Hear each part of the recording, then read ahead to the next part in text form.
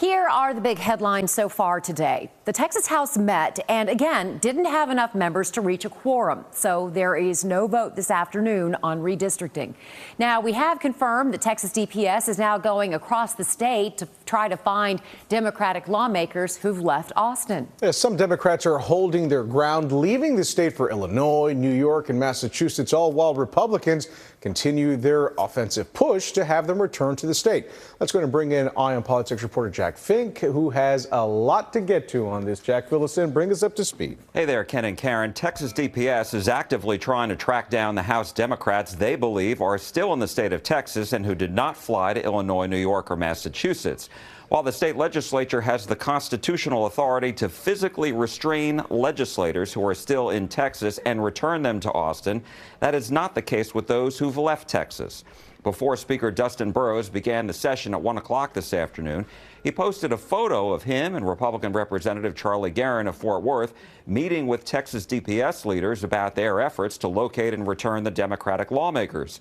The House fell 4 members short of a quorum today. Only 96 lawmakers were there for today's session. 100 members are required for a quorum. That means they couldn't vote on the new congressional maps that would give Texas Republicans 5 more seats. Burrows said he hopes enough Democrats will return so they can have a quorum at 1 p.m. on Friday.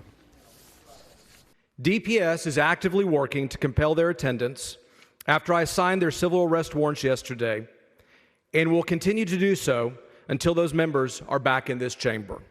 We're standing up, and as Texans would say, we're standing tall. There's others that are saying and warning us that they're going to arrest us or make us pay fines. I'll pay that price for America.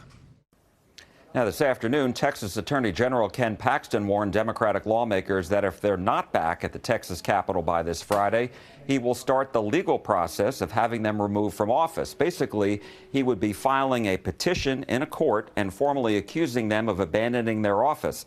Democrats have said they are not abandoning their office. They insist that they are serving their constituents while also fighting back against Republicans. Ken?